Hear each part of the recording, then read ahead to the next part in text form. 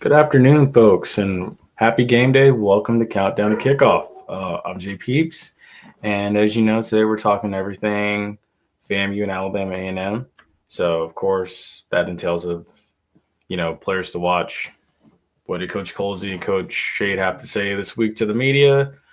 A couple facts about both sides going in, your thoughts, as well as what did I see when I went back and watched Alabama A&M's game against Prairie View last week.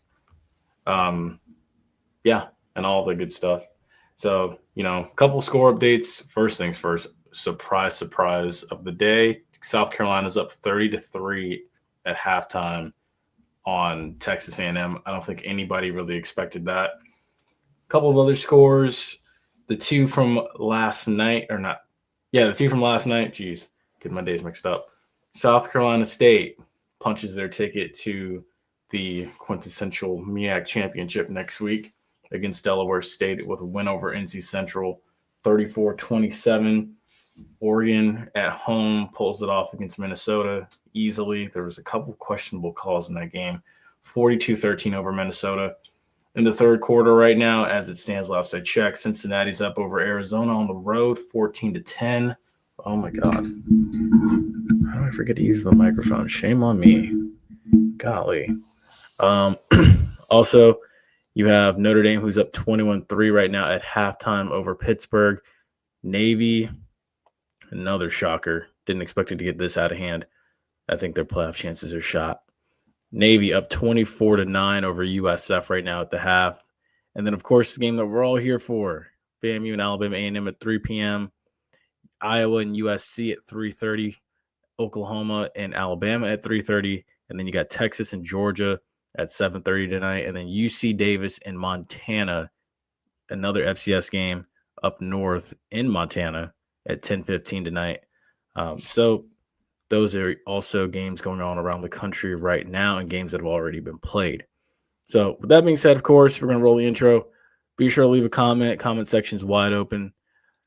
Be sure to like, share, and subscribe to the channel if you are new. So with that being said, of course, kick back, relax, open up a cold one. Let's go.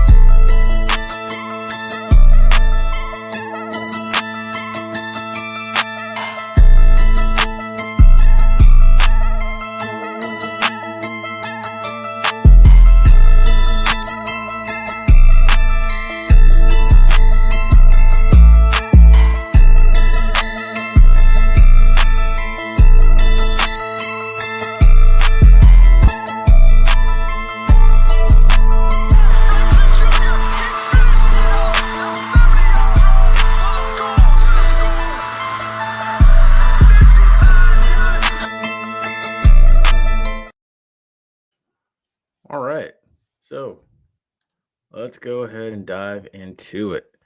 So for Alabama A&M last week, they lost to Prairie View.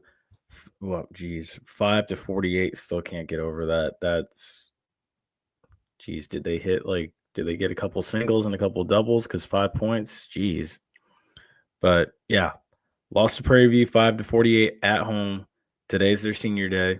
And then on the other side, last week, of course, as we all know, FAMU had a nice win, made it a little too close there at the end. But, in the past, defense needs to be better today. With a win over Arkansas Pine Bluff, 31-28. So for Alabama A&M, they entered today looking to not finish fifth in the SWAC East. They were held to 5 points last week, which still is insane. They haven't won a game in over a month. Their last one was against Valley, I think back in, October 11th. That was their last win. And then also they were only able to generate a field goal offensively. That was it. They did lead at one point in that game 5-0. They fumbled the ball away 3 times against Prairie View. The secondary was lit up for 394 yards. And looking at it, when you look back at that game, this is a real bad secondary. It's not that good. As well, too, 3 different PV wide receivers caught TDs last week. They've given up 3 deep shots, or they gave up 3 deep shots in that game last week, which it's a bad showing. Also struggled to establish a ground game of any kind.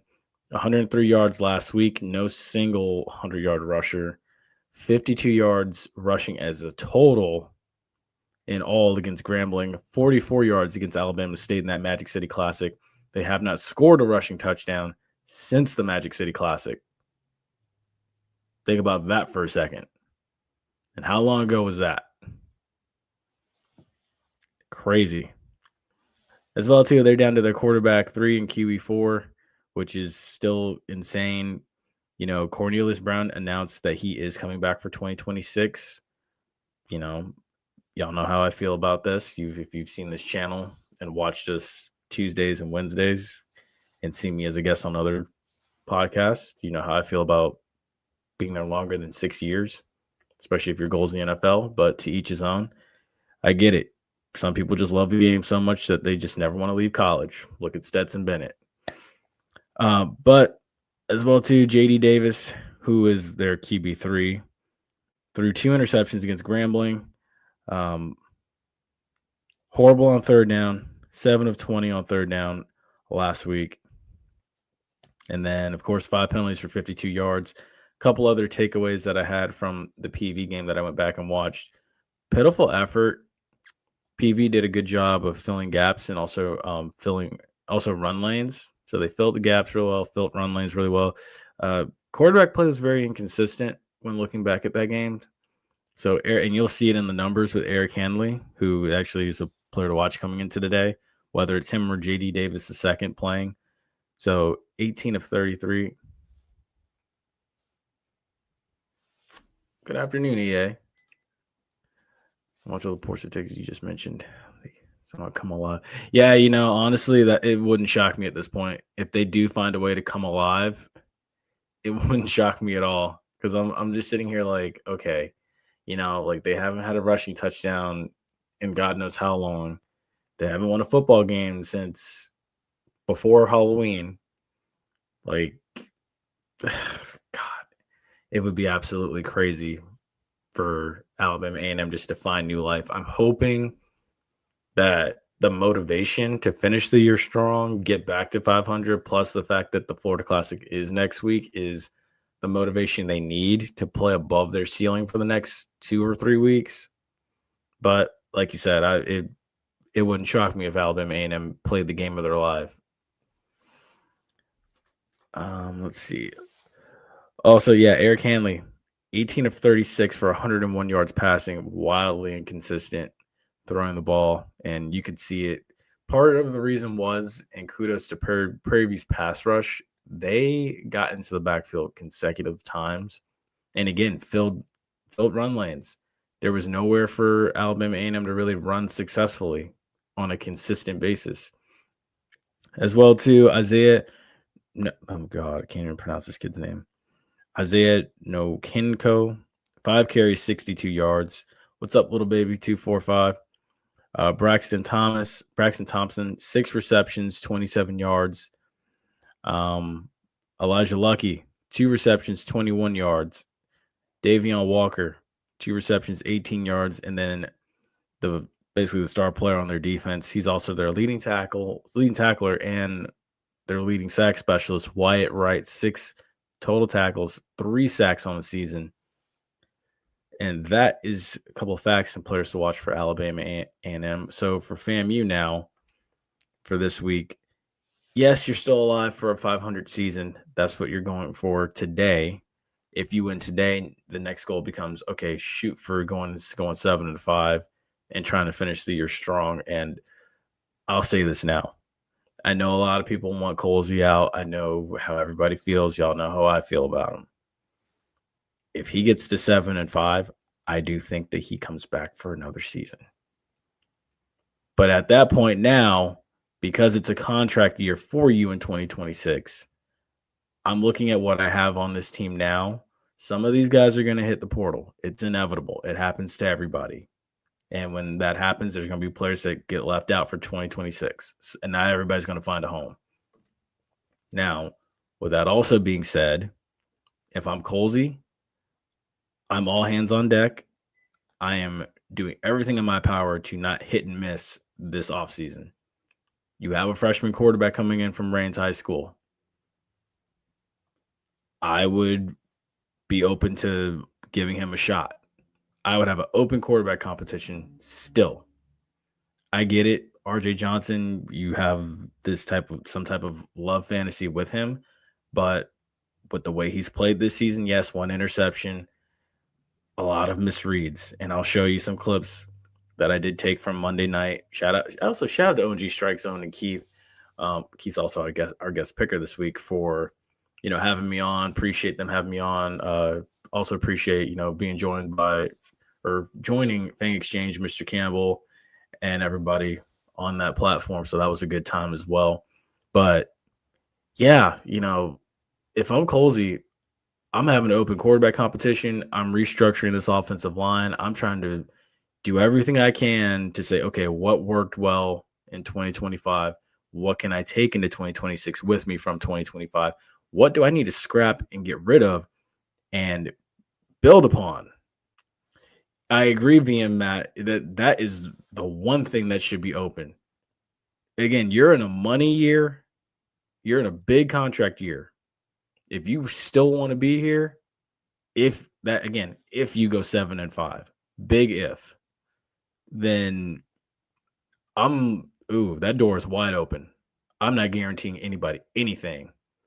Competition is one way to guarantee that you can have success. Let everybody fight for what they want to get. And I'm bringing in new pieces for sure.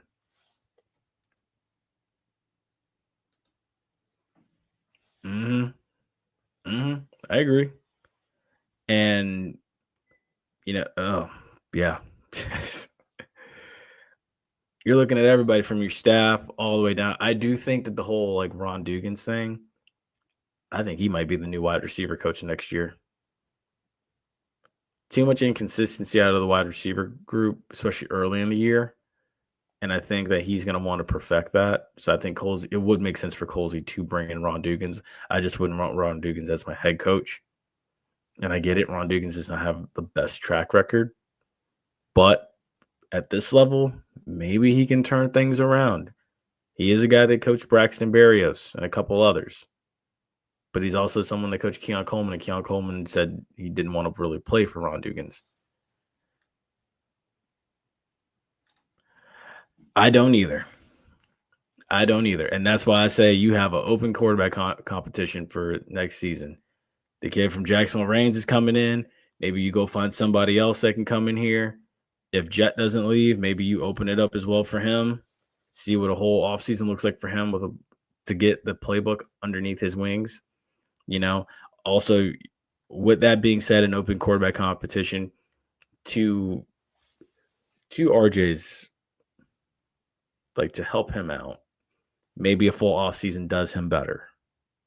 Who knows? But yeah, no, I'm looking under every rock, every crevice. I'm not leaving any stones unturned. Because, in my opinion, anything less than winning the SWAC next year, bye. You can win homecoming. You can win the Florida Classic. But if you lose to South Carolina State, whom I've heard is on the schedule next year, if you lose the Orange Blossom Classic next year, if you lose to Jackson State next year, if you lose to Alabama A&M next year, which those are 4 right there, not to mention your money game that you're going to play, that's 5 right there. If you lose those 5, we're done. We're done here. I don't care about how you lose to them. I don't care if you lose to them by 3. I don't care if you lose to them all again by 40. Not to mention 4 of those teams you have to go on the road and go play. You got to go on the road and go play Jackson. You got to go on the road and go play Alabama A&M. You got to go on the road and go play South Carolina State. You have a neutral site in the Orange Blossom Classic, which you have not fared well in dating back to 2021. So, yes, everything is on the table. Yeah. Yeah. And it's funny you say that, actually. I have something for that right here. So, yes, for those that are just now finding out, Angela Suggs is no longer serving as Florida A&M's athletic director, but she is going to remain on as a special advisor to Marva Johnson. And, also shout out to Allison for gathering that story and breaking that news. So, my thing is, I've heard John Davis is only getting a 1-year contract.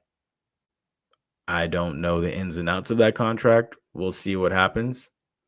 But maybe it plays a little bit into the politics. It's an election year next year in Florida.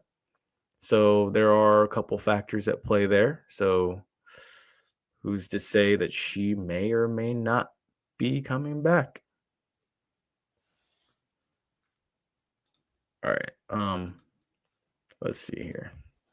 Ron Dugans is making 2 times what Colzie makes now. Hey, I don't know, dude. Some people have said that they've seen him on campus and they've seen him around. Plus, that man does need to fix his image. So sometimes you got to kind of take a step back to take a step forward. So who knows? I could see Dugans coming on, though. I just don't want him to be the head coach. If you do move on from Colzie, do not bring that man in. And I think Colzie and the Phantom need to clear off some of his plate and delegates. Yeah. Yeah. And for the love of God, this offseason, do not spend your entire life, umpiring SEC games and whatever other little league games that you want to umpire. Like, no, you need to be on the road recruiting. So that's also part of the battle too. We're going to see where his heart really lies this offseason. Because I'm going to tell you now, if he's out there umpiring a whole bunch of softball and baseball games, 7-5. I already think this team's 8-4 at best next season, just because of the leadership. X86 was definitely a real one for training her replacement.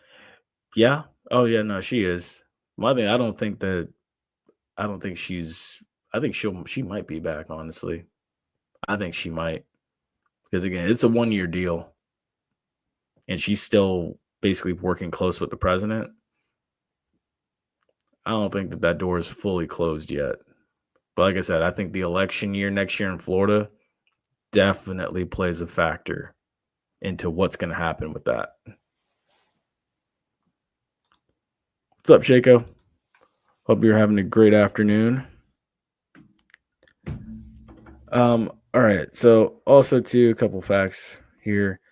FAMU's never finished below 500 as members of the SWAC. This, based on what I did see against Alabama A&M, this might be the game where RJ and the wide receivers gain a little bit of confidence before the Classic. I do think also this could be a game where, the defensive front, that front seven kind of gains a little bit of confidence before the Classic. As well, too, RJ Johnson left some points on the table, didn't read the field well with good field position. He also had his first interception, and I will play those plays back for you today, right after this comment, actually. Hold on. Sounds like he's just a placeholder. Substitute 80, lesson plan to fall. Yeah.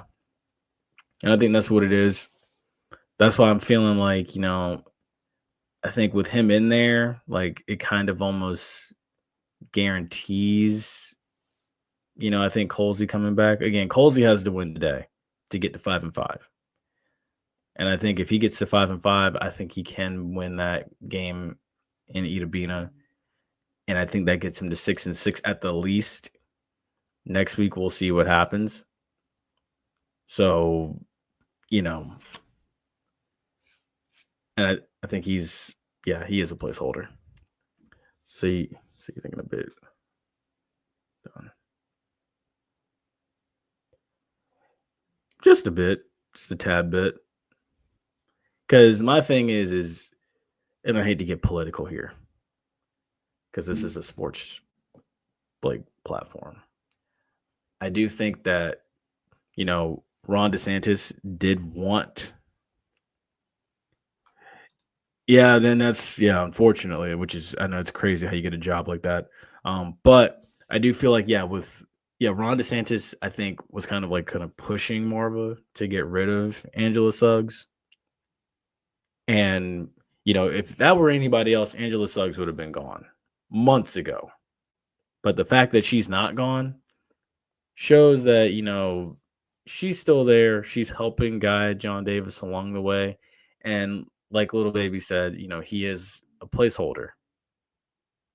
And I think, again, with the election year coming up, Republicans versus Democrats, hint, hint, if it goes the way I think that a lot of people want it to go, I think that, again, the placeholder is going to tag back in the previous AD to take over. But I do think it's a smooth move. Like I could live with him, just playing that role, don't crash the car, just keep everything afloat, provide some stability until a year from now. Because in the eyes of a lot of people, November 2026 can't get here soon enough, especially a lot of people here in Florida. But yeah, so back to RJ Johnson and a couple of his plays. So I'm gonna go ahead and play those as well. And again, we talked about these Monday night in the review with ONG Strike Zone, with Keith, with Mr. Campbell, and also Ashley and Tasha. So here we go. So the first play. Oh, whoops. Actually, can I make this a lot bigger? Here we go. Yeah, first play. Here we go. So as we see here, deep shot almost before the half by RJ. I think his eyes were actually somewhere else. So he did okay. So he looked it off. Nice. So he did take his reads here. Okay. Good play. And that's a play where you just take your shots. So good play. I can live with it. Not a bad play. The next one. This is the interception. Yeah, this is the interception. Okay. So one thing about this here, let me run it back a little bit. So again, you're going to see Goldie. He's going to run right at the safety. And then you're going to see a little burst there, 87, run a wheel route. And then I believe that's your tight end right there. I think that's Miles Campbell. He's going to come across and out into the flat to kind of set up a screenplay. But on the back end, you're going to see Jalen Rogers kind of run right up the seam here. And then you're also going to see, I believe that's Thad Franklin, run out into the flat to the left, to the far side of the field. So let's play it. I'm going to stop it here real quick. If you look at it right here, and you can kind of see RJ's eyes, he's never really pulling off of his initial read. And you can see it's still wide open. Oh, my gosh. It's plays like this that it just, Jeez, man. Oh, God, when you look at this, it's like he's open right now. If you throw that to the middle hash right there, right in the seam, that's a touchdown. He's still sitting there with no interceptions on the season if he throws it right to the middle hash. Oh my goodness. But you know what? Let's play it through. Instead, he never pulls his eyes off.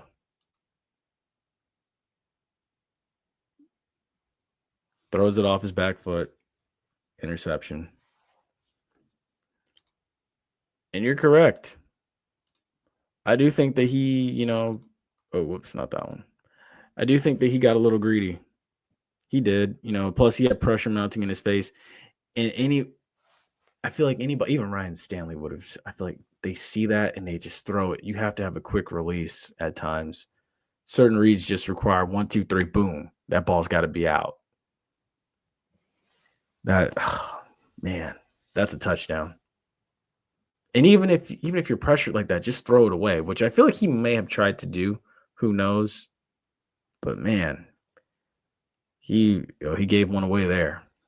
In my opinion, some people, they see different things, but that's what I saw there.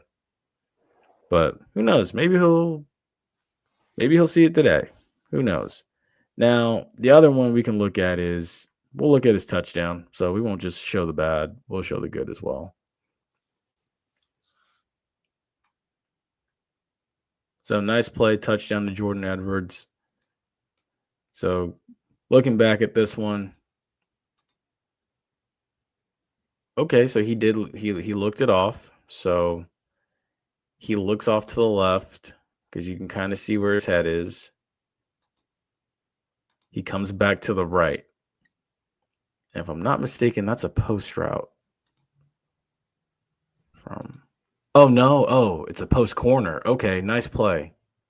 Nice route by Jordan Edwards. Yeah, that's a post corner. And then whoever this is right here, they're running like a little in and out route, like a little arrow route. Not sure who that is in the slot there. Nice. Okay. So, I mean, yeah, nice play. That was actually a good read. So, I mean, it goes back to Colzie's point, which I'll read off what he said in his interview. He is, taking the time to grow week to week, slowly but surely, regardless of how we feel about him. He's taking his time. He's showing growth, and that's what you want. What's up, JT?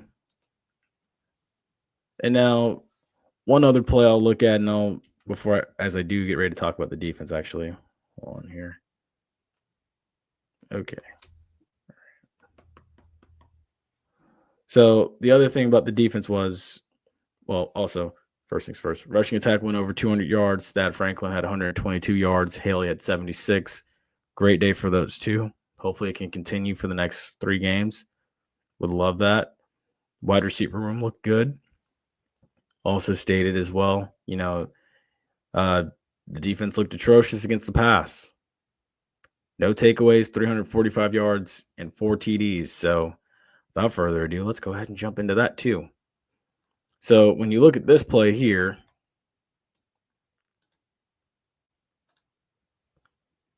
man in motion, number 10, comes across your running back right there, doesn't do anything special. Simple release right up the seam. You have both linebacker and safety combo right there, Nayron, and not sure who that is. I know it's number 12. Eyes in the backfield, runs clean. Justice Cross right here. He's flat-footed. I don't want to say flat-footed, but he's also reading and reacting, but he's not reading and reacting to that running back releasing up the seam because he's got his eyes in the backfield as well. Again, this whole play screams lack of communication. Wherever the safety is at the top on the near hash, it's supposed to communicate motion, motion, motion. Safety has to bump down. I think on this play, Nayron was supposed to take the running back. Because if you look at it further in detail, I don't have it on this play, you see Justice Cross and Nayron having a conversation about who's supposed to take what. So I do think if Nayron picks up this running back or at least just chips him to knock him off of his mark for a few seconds, I think that this is ruled incomplete. It's 1st and 10, and who knows? Maybe you hold him to a field goal here, or maybe you get a 4 and out. Well, not a field goal because it is 10 minutes left in the 4th. So maybe you get a 4 and out. Who knows? Because we're not sure what would have happened on 2nd, 3rd, and 4th down. But we'll let it play. And you kind of see it. And you're just like, man, at that point, it's just that right there. When Colzie says details, this is where I wonder, are you stressing the details of Sunday through Friday of what you're supposed to be doing? Communication is key in any defense. Communication is key in any defense. I don't care if it's high school, college, pro. If you ain't talking, it don't matter. Because you have to trust to know what the other man's going to be doing or where the other man needs to be in that zone or in man-to-man. Linebackers got to trust corners. Corners got to trust linebackers. Linebackers got to trust defensive linemen. Linemen got to trust the linebackers.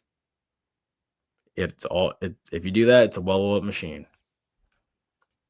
And you're right, little baby. It has regressed. We're 7th in the conference. We were 7th in the conference last year. Now we believe we're 10th. I think folks are confused because it's too many cooks. Yeah. Yeah, sometimes too with that, you have to just simplify it because simplifying it makes it a lot easier. You know, if you can make it real complicated, like, what the Chiefs do, or who else is a good defense out there? According to fantasy football, the Seahawks, like that's another good defense. If you like sometimes, uh, yeah, sometimes, like complicating it can be a blessing, but it can also be a curse. I think in our case, we do need to kind of simplify it a little bit, show everybody, this is your responsibility, this is what you need to do, and then just go from there.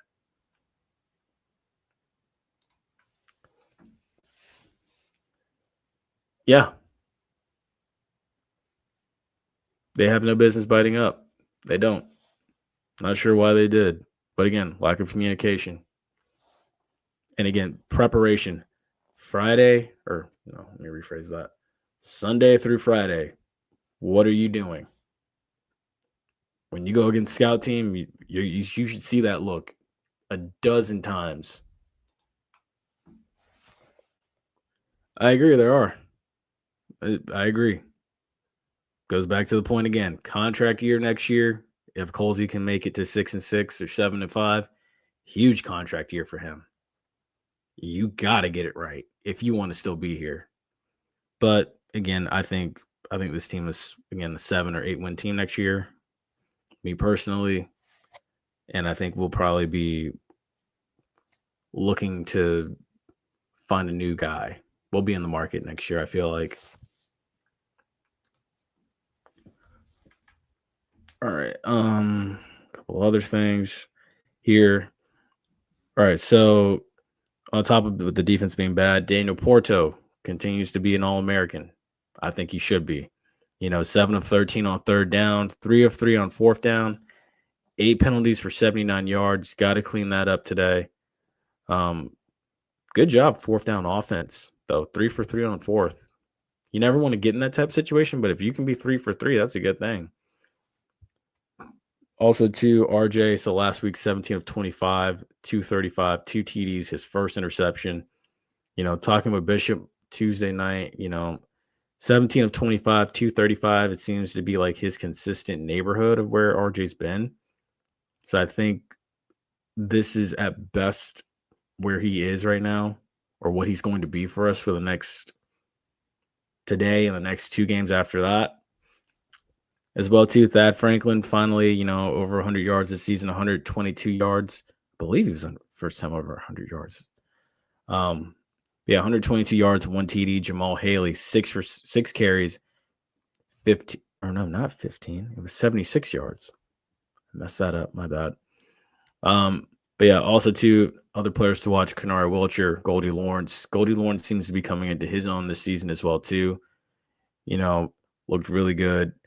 Then as well too, Jason Riles continues to improve and show positivity as well. He is the leading tackler on this team. And then of course too, another player to watch, Daniel Porto, or Portomatic. I saw that because I got the game actually going on right here in front of me. I'm impressed. So yeah, we're gonna have to not look ahead, but we're gonna have to have our shit together next week. Whoops. Yes, this is also true too. Yeah, you're looking this bad this year with 22 seniors on defense. So add that to the pot. Colzie's gonna have to rebuild this defense, restructure it, because you're losing 22 guys. So he's going to have to be very busy this offseason. And like I said earlier, don't you umpire not a game. I'm all for somebody, getting their, grad school degree and all that stuff. I have one myself. But when it comes time to recruit and go get the players that you need, the pieces you need, you better be on your P's and Q's, because every position's up for grabs this coming off season, in my opinion.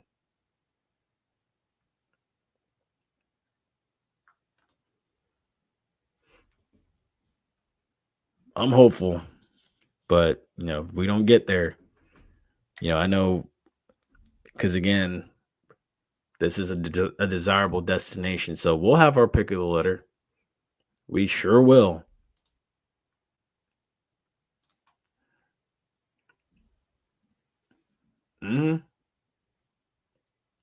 I would agree with that as well, too. You need to hire a proven DC. You really do. Because, yeah, you brought in Kenwick Thompson from UAB, but, last year, UAB's defense was in that 60 to 80 range as far as, rankings for the in FBS as far as total defense goes. So it's like, that's not the best. Well, I mean, quite frankly, yeah, I'm not going to sugarcoat it. Yeah, that's not good at all. That's not. I think one of the categories was like 88th. Not sure which one, but I know one of them was like 88th. So I do think that, yeah, he does need to go out there and go get a proven DC, one with a winning track record, one that's also strong recruiting and can help him. Because you bring back Kenwick Thompson, I don't know.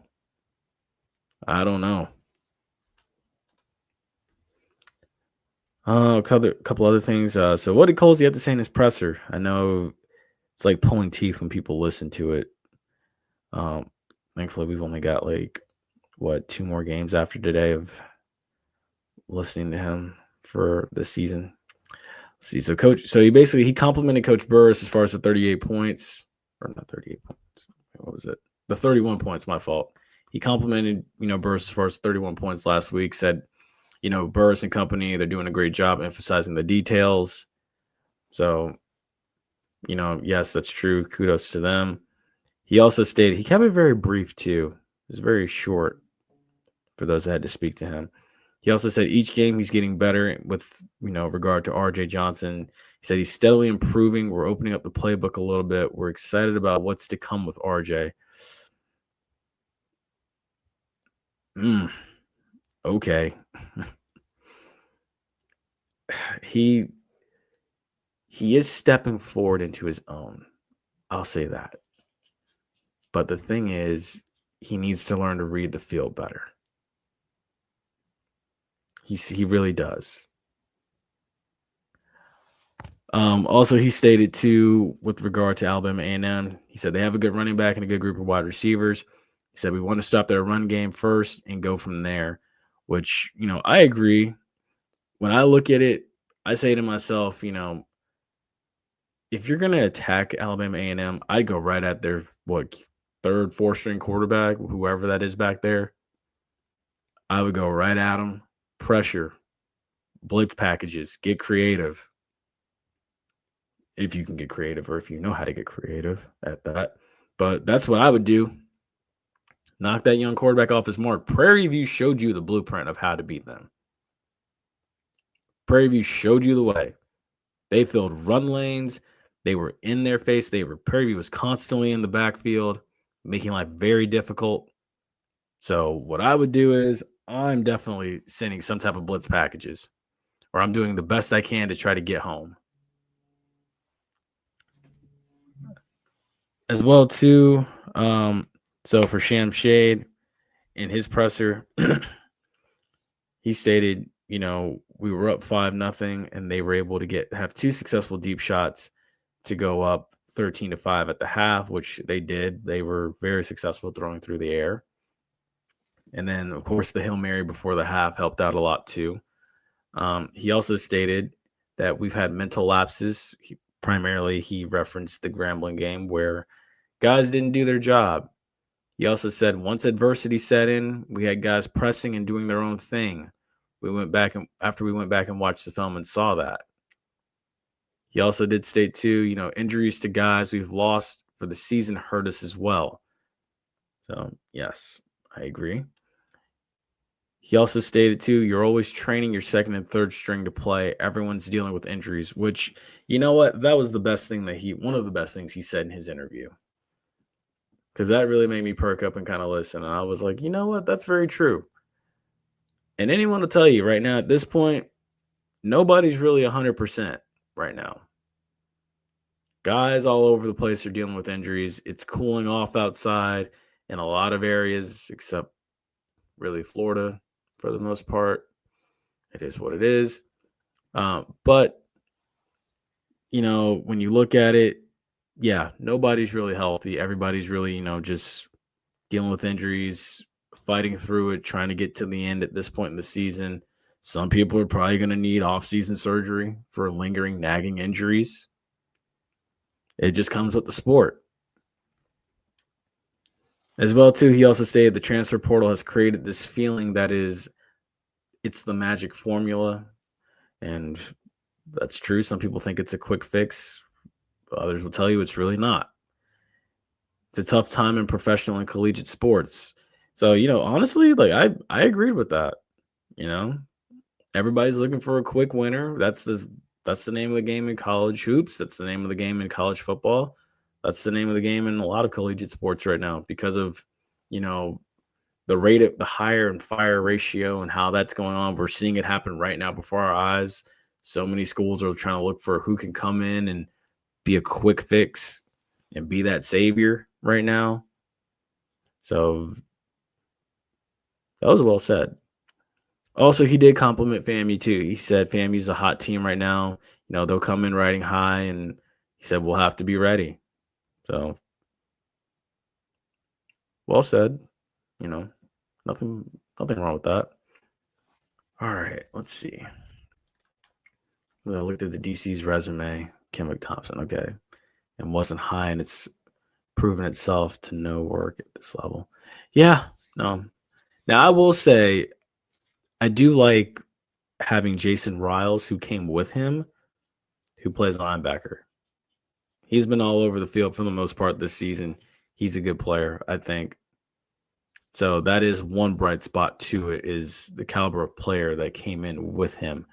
But yeah, no, they need to do something on the defensive side of the ball this offseason. Something's got to change. What's going on, Kev from the Bahamas? What's up? So we got Kev from Tally and we got Kev from the Bahamas. I'm trying to see. Wait, let me scroll back up. Is Kev from Tally? Did he already comment? Or is Kev from Tally and Kev from the Bahamas the same person? Well, let's see. Not stopping the run game and getting pressure. Not rushing. It's only 3 down linemen. Yeah, and a lot of people are sick of that 3-3-5 look. I'm one of them. If Coach gets to year 3, then he should act with urgency because he needs to be focused on leading and following that Saban playbook. Right guys on the bus run. Yes. I agree. It was actually funny, when he went in front of the 220 QB club. I love the old heads. Same person. Okay, Kev from the Bahamas is Kev from Tally. Gotcha. Same person. But yeah, it was actually pretty funny. One of those, like, the older ladies in there did say, you played under Coach Bowden, like, you should know what championship caliber football looks like and, the details of it. And quite honestly, I was blown away when somebody said that to him because I'm like, yeah, he definitely should. You should know what quality football looks like. You played under Mickey Andrews, like the things that Mickey Andrews emphasized, the things that Bobby Bowden emphasized, like you should know. You should know what to expect. You should demand those same things. I get it. Today's culture is a lot different. The things that Mickey Andrews did and the stories I've heard of people having to bear crawl and the things that he said to his players back in the day. Like, I get it. You can't say those things anymore. You can't, have like hitting drills and stuff like that anymore. 2-a-days isn't a thing anymore. Which I feel like if it came back, you would see the amount of injuries, especially in pro football, decrease. But, again, this is true too. Coach Saban's playbook, get the right guys on the bus, get the wrong guys off. People with high expectations don't like low achievers. People with low expectations or mediocrity don't like high achievers. And Colzie needs to go out and find high achievers this offseason. Guys that want to be here, guys that, fit the mold. Chad Hunter's been saying it twice since he's been on the Roundup podcast. FAMU guys, guys that fit the philosophy of what FAMU is and what FAMU is supposed to be. Amen. Yeah, Kev, that it threw me for a doozy, man. I didn't put 2 and 2 together, but now I did finally. But yeah. All right. Let's see here. Got about 10 minutes till kickoff almost. So for Alabama A&M, will they all of a sudden find a rhythm? And when I read that off, and funny enough, right out the gate, EA was basically reading my mind when I typed this.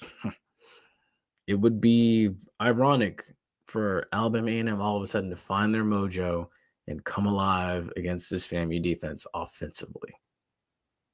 That would be so ironic. So hopefully, not going to hold my breath on it, but hopefully Colzie has a plan today. Is it possible today is the day they reestablish their ground game? Mind you, Alabama A&M has not had a single 100-yard rusher in some weeks. You're absolutely right. I fear for next week if they wet the bed today, and I fear for that Valley game for sure, because there's not going to be anybody there. That's a game much like last week where you have to bring your own juice. And it's Thanksgiving weekend. I just got a quick vacation. Need a deal. Yeah, no, that's true. I can understand that. We all need a little vacation. Much like, like Dennis Rodman in The Last Dance. I think we all need 24 hours in Vegas. Some of us do. Yeah. Unfortunately, you're right. Yep. Yeah, this is true. Let's see here. Who do they start at quarterback, Hanley or Davis? So Eric Hanley, I think, is QB4 for them right now. And then, of course, they had J.D. Davis, who played against Grambling. He threw 2 interceptions in that game. So, and right now, they lost Mekhi Higgins to ineligibility. They lost Cornelius Brown for the season. So, yeah, you're down to QB3 and 4. So who starts?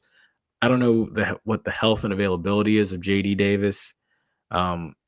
We'll see what happens. But, seeing Eric Hanley last week gives me the hunch or the idea that, I think Eric Hanley's going to get the start. How do they stay motivated? Goes back to this point by VM Matt. It's senior day, brought back an old coach. Also, too, AC Carter is on the other side. He's Alabama A&M's new wide receiver coach this season. So if you don't think that guy's not motivated, it's funny how this works out. You had Kareem Burke last week, who was heavily motivated to play against FAMU. And then now you have AC Carter, who is also, again, heavily motivated to go against this FAMU defense with his group of wide receivers. So you don't think he doesn't want to stick it to Colzie today? Oh, yes, 100%. So I do think that there is a bit of motivation. And ironically enough, too, it goes back to what Joe Taylor said. Seeing the orange and green brings the best out of people. And you're 100% right, Kev. We should get this one, and it should be a blowout. Looking at their offense and the way that their passing offense is set up, you're down to your 3rd and 4th quarterback. You should. If he has a real game plan, if he doesn't want to be the coach who will win. Lost it in 5-7.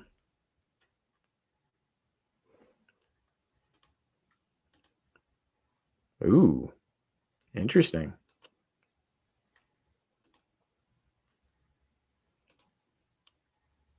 Kev, you're reading my mind, man. As I stick around, keys to victory. You're reading my mind, though. Does the new AD make a change? I wonder. I really wonder. Because, yeah, we're saying 7-5, but let's say the worst case scenario happens and you finish 5-7. Or wait, because you're 4-5 right now. Well, let's say you finish 4-8 or 5-7, or below 500, so worse than 6-6. That conversation is going to have to be had. There's no buyout. You have your options available right now. There are people that want that job. So I do think that, he would make the change, but I do think also too, Suggs would also be holding his hand and guiding him along the way. See as well too. Makes next week really interesting. I'll tell you that. It makes it real interesting. It also creates a lot of chaos in the SWAC too, if that happens. Well, if they do win, but if they keep it close, yeah, next week's definitely gonna get pretty interesting. Because I'll tell you one thing, Colzie better have Colzie, everybody on that roster, they better eat their Wheaties next week if that game does end close.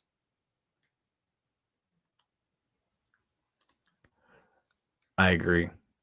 No, because AD Suggs, or not AD Suggs, Suggs and AD Davis, that needs to be a collective effort by them to go out and find the guy. You don't need a hiring committee to go do that. And then from there, work out the contract.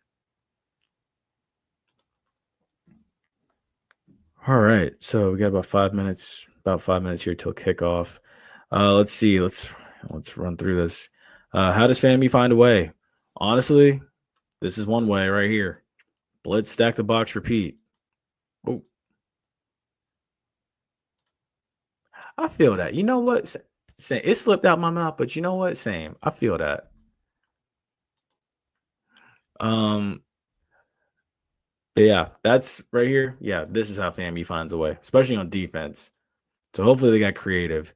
How do you avoid looking ahead to next week? Quite frankly, you're fighting to try to finish 7-5. You can't look ahead. You can't afford to look ahead any week right now. You just have to, go out there and play. Take it one game at a time. You have to. Let's see. Why must this defense show they can be effective against the pass? Quite frankly, this is a game where you do need to kind of flex your muscles against the pass because next week, yeah, Bethune-Cookman is going to come in. They're going to try to pound the rock, but they're also going to try to take their shots. Especially after you gave up 345 through the air last week, you should want to, as a secondary, show your worth. Plus, it's November. You need to start, you got 3 games left if you include today. You need to start showing, why you were brought in. And as well, too, as this secondary, you need to start showing, why Colzie recruited 101 DBs. Someone needs to step up and make a play. As well, too, are we communicating enough on defense and emphasizing it? So as much as Colzie emphasizes details and direction and all this stuff, to see the defense not really communicating, like on that one play where the running back scored and literally slipped right up the seam and nobody picked him up, that's a lack of details. That's a lack of communication, a lack of talking. We got to emphasize this more. And let's see too, at this point, what do you make of RJ as a passer? My thing is, look, at this point, he is what he is. He's going to give you, 17 to 25, complete passes, maybe 25 to, 40 incomplete passes on the day, and maybe 2 passing touchdowns and one rushing. I think that's what he is. But I would not 100% commit to him for next year. I would not. All right. So Kev from the Bahamas already actually stole one of my keys to victory. He already had it, posted in the comment section. So I guess I'll go ahead and share it too. So my first key to victory is simply, pass rush, pass rush, pass rush. You're going up against QB3, QB4. They should not light you up like the 4th of July. You should, have somewhat success getting home to the passer. You should. Get creative. Send Nayron Jenkins, send Jason Riles, send, Justice Cross, somebody. Brian Norris should have a field day off the edge. Get creative. Blitz packages. Rattle these young QBs. Trial by fire is what it should be. Or shooting fish in a barrel. That's what you have to do. Because as you saw again with what Prairie View did, when you get after them and you live in the backfield, they are prone to mistakes. He'll throw it out of bounds. He may give you one or two. And when he does give you one or two, you have to catch it. So let's see, key to victory number 2, consistency on offense. What does that mean? By land or by air, get it done. One way or another, get it done. Just whatever's the more consistent, do it. And then, of course, key to victory number 3, execute on special teams. So tackling, kicking field goals, which I'm not really worried about. Daniel Porto's, he's money. He'll be fine. But, yeah, just execute on special teams.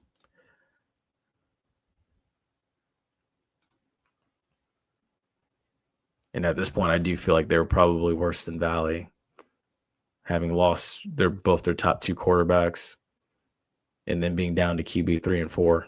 Like, these 2 guys should not even combine for 200 yards today through the air. They should not. Like, this should be like a nice little, warm-up, prep game, gain your confidence, let's go to Orlando. That's what this should be. This should not end up being harder than what it needs to be. But for some reason here or there, it might end up being. So, who knows? All right. So, key to victory for today, or not key to victory, score prediction for today. This is where I'm at with it. So, also, Mr. Sasher, he said 31-17 in favor of FAMU. Ace was the only one that had FAMU losing today, 31-34. Keith from Fifth Quarter FAMU and Fangs Up Podcast, he said FAMU 45, Alabama A&M 38. I'm going, after watching that Alabama A&M PV game, I'm going to, say I have a little faith in this defense. They played good for, the first half, fell apart the second half. I'm hoping, fingers crossed, hoping they put it together in the second half as well today. And I'm going to go FAMU 38, Alabama A&M 20. And I do think at that point, FAMU gets back to 500. They're 5-5. They roll into the Classic with a 5-5 record. Hopefully they can come out 6-5, but, we'll see what happens. And that, folks, that's all I got for y'all today. It's actually 3 o'clock right now. Kickoff is actually about to start here soon. I didn't even post the scores. Jeez, shame on me. But yeah, folks, with that being said, there will be a post-game reaction today, win or lose, hopefully in victory. And we can recap this one and, start to look forward to next week. But yeah, that's all I got. Thank you so much, folks. Make sure you like, share, and subscribe to the channel as well. And again, be sure to come back and join us afterwards. But until then, stay safe, stay blessed, enjoy the game. We will see you